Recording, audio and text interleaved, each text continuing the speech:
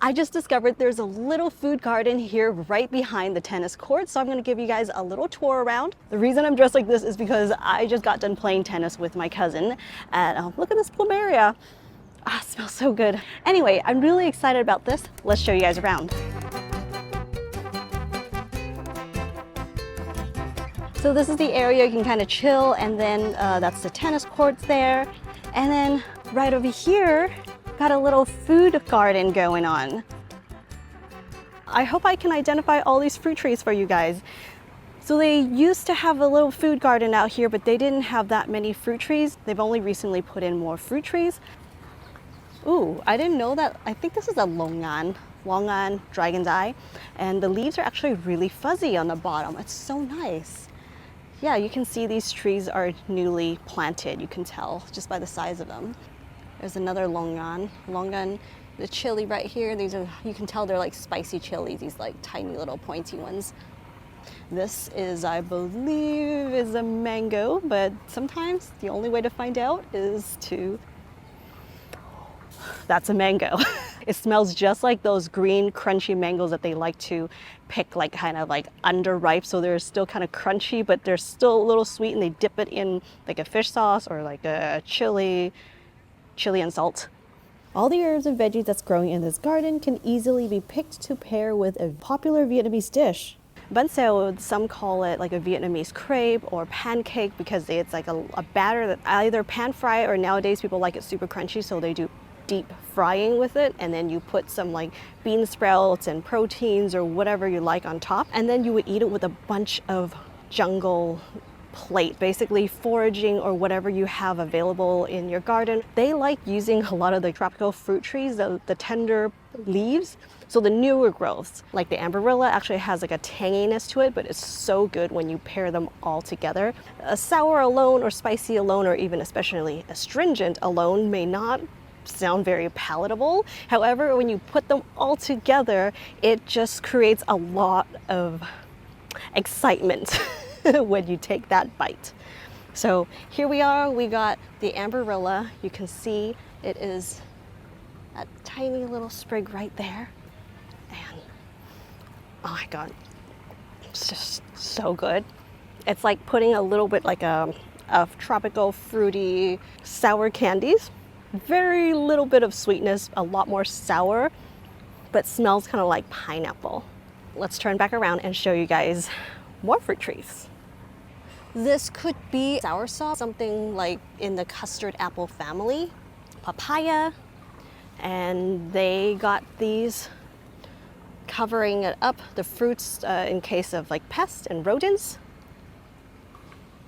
And I was hoping the guy would know how to identify which one is male or female, but he basically said you just have to wait for the flowers to come. So here's another one. Papayas are so fast growing, especially in the tropics. They grow kind of like wild. You can see on the streets when people just toss away seeds, they would just sprout and grow into these papaya trees. Look at all of these fruits that they are covering up, and it is breathable. They're just kind of reusing like bags where they buy rice or you know, some kind of grains, and just reuse them, tie it up, protect them. It's breathable. Here's one. This is a star fruit. You can see, oh my gosh, the beginnings of the leaves are actually kind of pink. It's so pretty. Wow. Let's see if it smells like it too.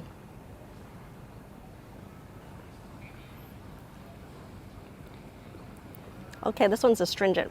Let's move on. It is almost noon now, so the gardener is starting to water the plants. He said that they water them like 2 to 3 times a week. The plumeria smells so good. They have these white plumerias here. In fact, some people actually dry them and make tea out of them. There's some plumeria right up there. Smells so good. Provides some good shade for the area. Here are the plumeria that they are drying for tea, and it is still, even though it's dry, it's still so fragrant.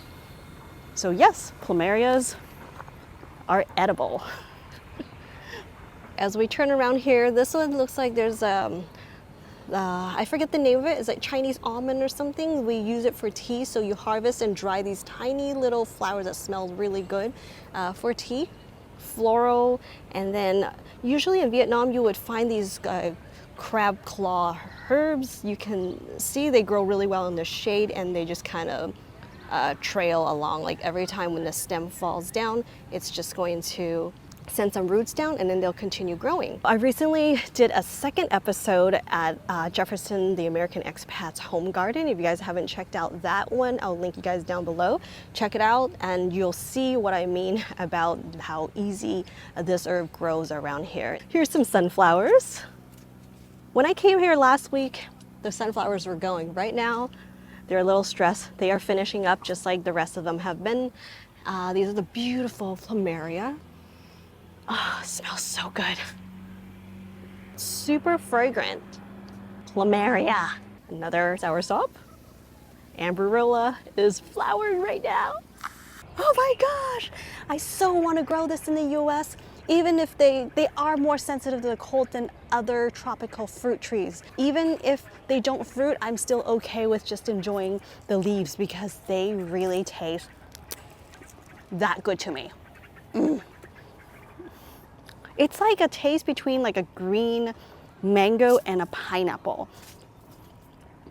That's how I would describe it. I'm trying to not bother the gardener. He's actually super nice. This tree, I believe, is a sapote, a chica sapote to be specific. These fruits got to be fully ripe before you can eat them, and they taste like caramelized brown sugar with the texture of a ripe pear. Cái này là cái mẫn cầu sim à cái. Oh, có rồi hả? Wow. They're all the same variety here. They have already gotten multiple harvests out of them. Right over here, we got these herbs growing in this part shade area. Let me show you guys what these herbs are. Here's the rice paddy herbs, and I love the way these ones smell. These ones like a little bit of like, some filtered sun. That's why they're kind of tucked in below the shiso, also known as perilla. The Vietnamese usually eat the purple variety rather than the green. The green is more like the Korean and Japanese that eat a lot of that one. It has a more mild scent. This one is stronger, but this is another one of the herbs that you would pair in the bánh xèo, the Vietnamese crepes. I love the smell of rice paddy herb. The rice paddy herbs really likes like more like an aquatic kind of a setting, so it does well in moist soil and muddy soil, whereas the perilla really does well in regular watering or even short drought. So like you can let the soil dry out completely for a day or two. It may not look happy, but then it'll perk back up once you water them again. So yeah, you have two plants that require different amount of water. Actually, the perilla is less picky. It can thrive in, regular watering or a little more water. As long as there's good drainage, it would definitely be a lot more lush if you give it more water. Otherwise, it'll just be slower growing, but it will still tolerate growing, like short dry periods. Definitely very cool to have this little raised bed. I guess you can consider this as an elevated raised bed, right? To be growing ginger, turmeric, another turmeric here, and it looks like they got like a Cuban oregano growing as well. Oh, and then green amaranth. Looks like green amaranth could be a volunteer right here. Okay, let's come on through. Oh, by the way, here's the two tubs that they're reusing, bathtubs, for growing Malabar spinach and some greens.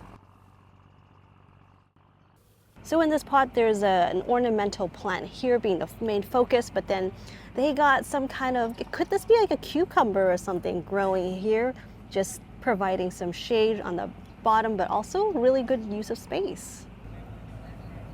I think this is that melon that I see at those juice places.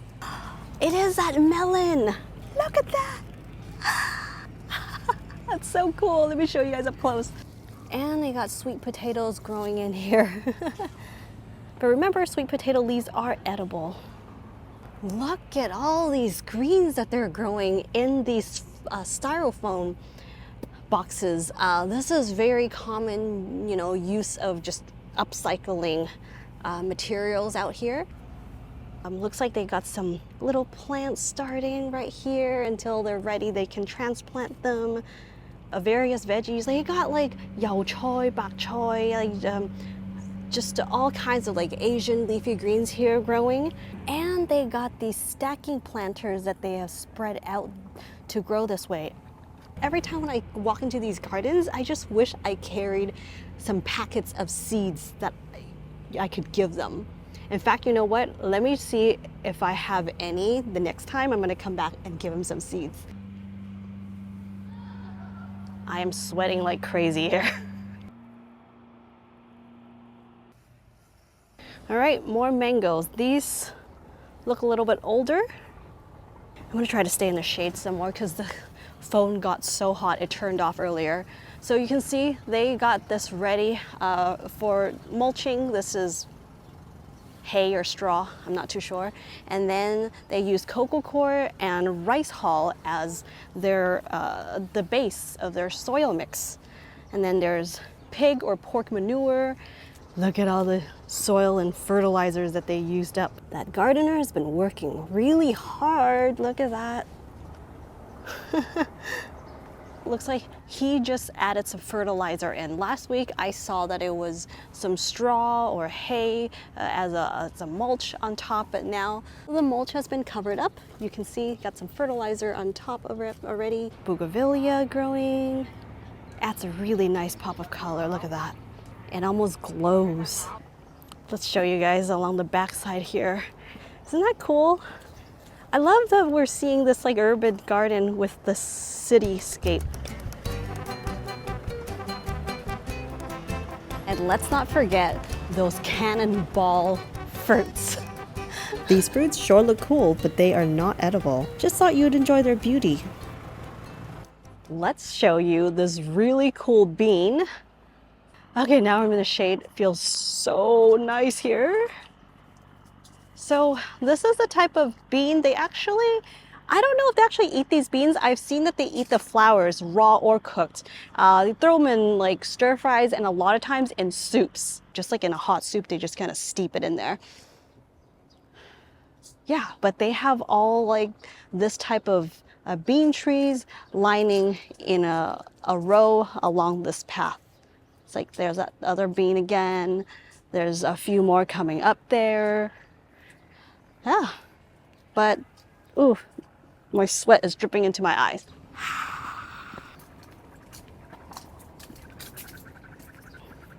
It feels so nice to be on this path. Oh, shade, shade, shade. That's the bird. I'm gonna try to capture that bird.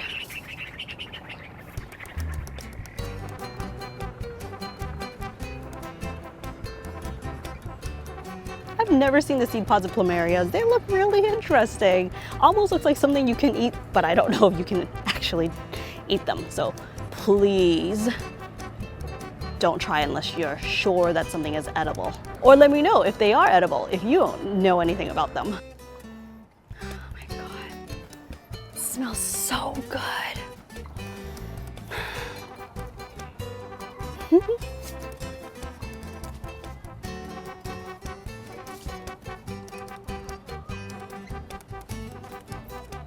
It's getting so bright here. All right, guys, it's time to go. Thank you so much for making this far in the video. If you like to see more Vietnam garden tours, be sure to check out that video.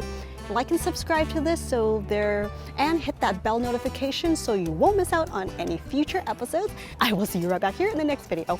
Bye.